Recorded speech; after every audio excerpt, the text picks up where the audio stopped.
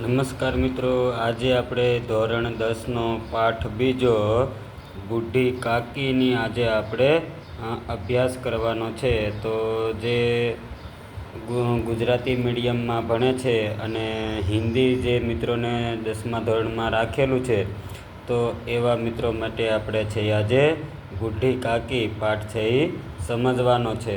એ પહેલાં આપણે છે એ લેખક પરિચય છે એ જોઈ લઈએ. તો એના લેખક છે મિત્રો પ્રેમચંદ. એમનો જન્મ 1880 એટલે કે 1880માં, નિધન એટલે કે મૃત્યુ 1936 એટલે કે 1936માં એમનો છે એ મૃત્યુ થયું હતું.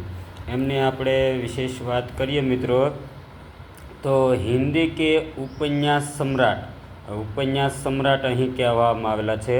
તો સમ્રાટ એટલે કોઈ પણ રાજા જે ચક્રવર્તી બનેલો હોય, બરાબર, આજુબાજુ બધા રજવાડાનો પરાજિત કરેલા હોય, તો એવા રાજાને સમ્રાટ કહેવામાં આવે છે. તો અહીં એને આગળ ઉપન્યાસ સમ્રાટ એવું કીધું છે. એટલે કે હિન્દી સાહિત્યમાં ઉપન્યાસ લખવામાં સૌથી શ્રેષ્ઠ અને સૌથી વધારે પ્રમાણમાં ઉપન્યાસ આપણને આપ્યા હોય તો એ પ્રેમચંદે છે. એટલા માટે એમને ઉપન્યાસ સમ્રાટ પ્રેમચંદ કહેવામાં આવે છે. અને એનો જન્મ છે મિત્રો उत्तर प्रदेश में वाराणसी के निकट लम्ही नामक गांव में हुआ था. उत्तर प्रदेशમાં વારાણસી નામના જે એની નજીક જે લમ્હી નામક ગામ છે ત્યાં એનો જન્મ થયો હતો. ઉનકા મૂળ નામ ધનપત રાય થા. એટલે કે એનું મૂળ નામ શું હતું મિત્રો? તો કે ધનપત રાય એનું મૂળ નામ હતું. પ્રેમચંદ તો પછી એને મળેલું નામ છે અથવા તો રાખેલું નામ છે, પણ એનું મૂળ નામ ધનપત રાય છું. शिक्षा काल में ही उन्होंने अंग्रेजी के साथ उर्दू का भी अध्ययन किया. શું કહે છે કે શિક્ષા કાળ એટલે કે અભ્યાસ કરતા હતા ત્યારથી, ભણતા હતા ત્યારથી જ ઉન્હોને અંગ્રેજી કે સાથ ઉર્દू का भी अध्ययन किया. અધ્યયન એટલે અભ્યાસ. ઉર્દૂની સાથે સાથે એણે અંગ્રેજીની સાથે સાથે ઉર્દૂનો પણ અભ્યાસ છે એ કર્યો હતો. પ્રારંભ મેં વે કુછ વર્ષો તક. પ્રારંભ મેં એટલે શરૂઆતમાં, એટલે કે શરૂઆતના કુછ વર્ષો તક એટલે કે થોડાક વર્ષો સુધી સ્કૂલ મેં રહે એટલે કે થોડાક સમય સુધી સ્કૂલમાં શિક્ષણ કાર્ય કે શિક્ષક તરીકે રહીએ. बाद में शिक्षा विभाग में, शिक्षा विभाग એટલે શિક્ષણ વિભાગ में सब डेप्टी इंस्पेक्टर એટલે કે નાયબ ઇન્સ્પેક્ટર એમ આપણે કહી શકીએ. તો પછી છે એ શિક્ષણ વિભાગમાં સબ ડિપ્ટી ઇન્સ્પેક્ટર, નાયબ ઇન્સ્પેક્ટર તરીકે છે એ કામ કર્યું અથવા રહ્યા. સ્વાધીનતા આંદોલન में भाग लेने के कारण. સ્વાધીનતા એટલે સ્વતંત્રતા.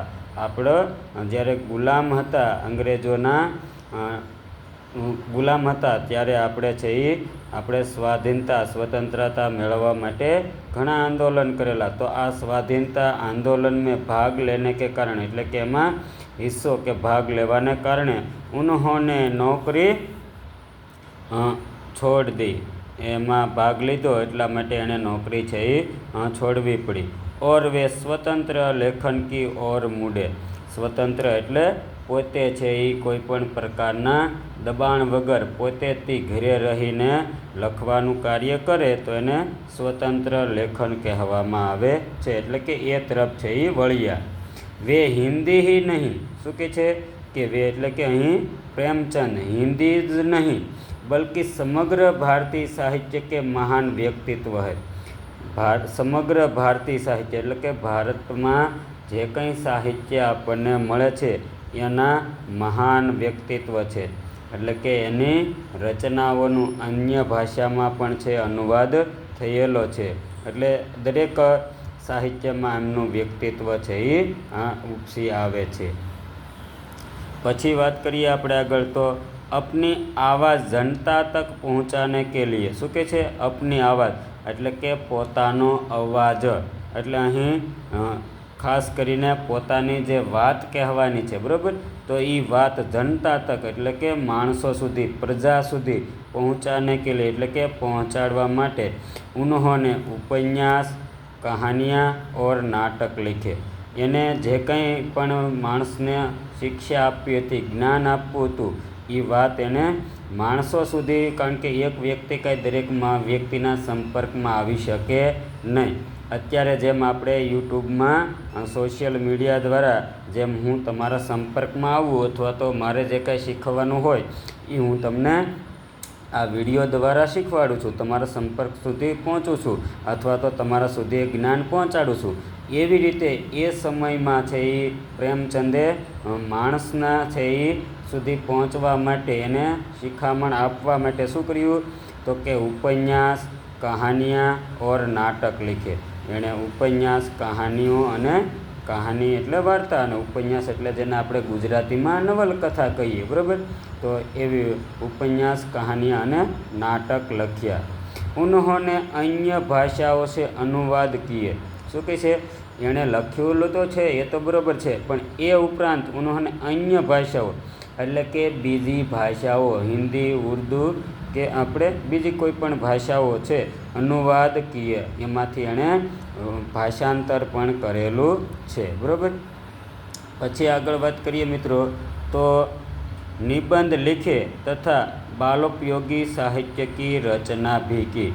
એણે નિબંધ પણ લખેલા છે અને બાલોપયોગી એટલે કે બાળ વત્તા ઉપયોગી એટલે બાળકોને ઉપયોગી થાય એવું સાહિત્ય પણ પ્રેમચંદે છે એ લખેલું છે અથવા તો રચના કરેલી છે.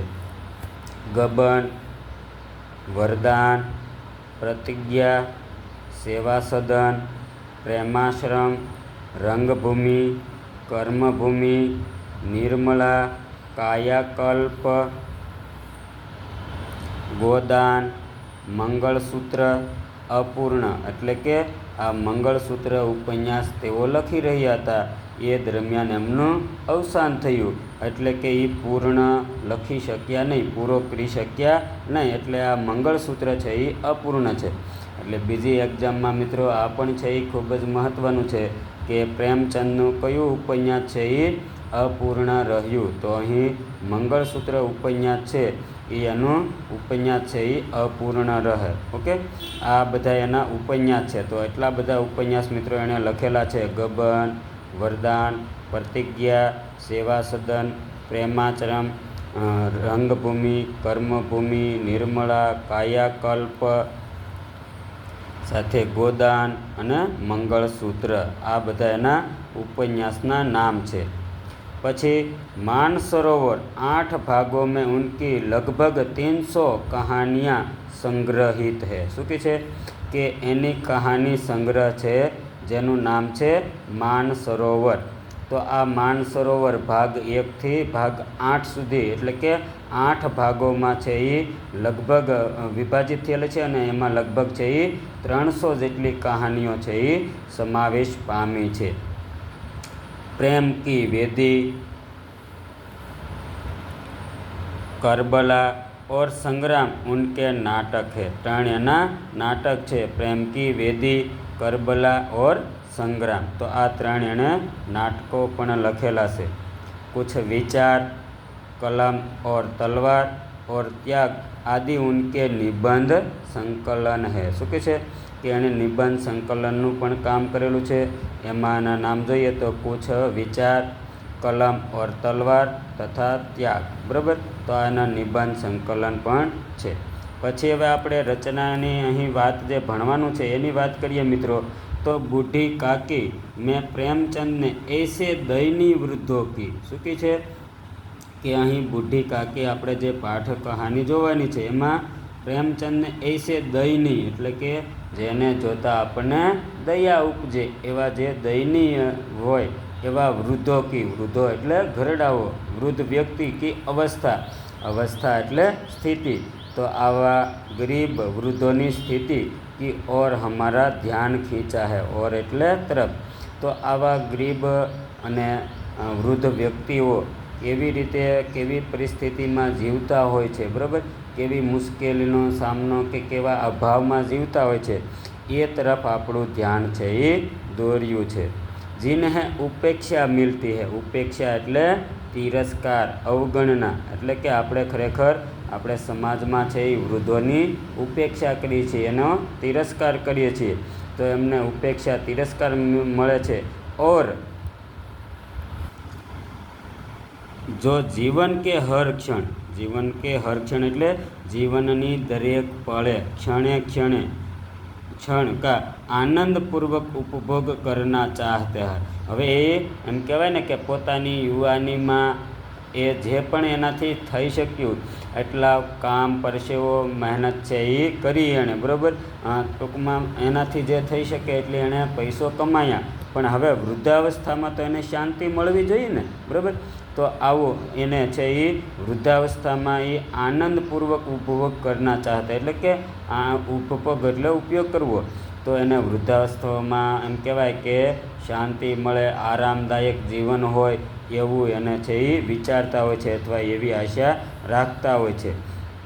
यह मूल कहानी का संक्षिप्त रूप है। શું કહે છે કે અહીં જે આપણે ભણવાની છે એ પૂરેપૂરી કહાની નથી, પણ એનું છે એ સંક્ષિપ્ત એટલે કે ટૂંકું રૂપ છે એ આપવામાં આવેલું છે, બરાબર। તો મિત્રો આજે આપણે લેખક પરિચય છે એ જોયો છે।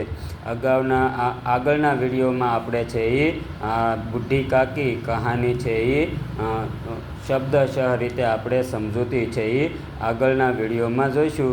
જો તમને અમારો વિડીયો ગમે તો લાઈક કરવાનું ભૂલતા નહીં, અને શેર પણ કરજો, અને અમારી ચેનલમાં નવા હોય તો ચેનલને સબસ્ક્રાઈબ પણ કરજો। Thank you.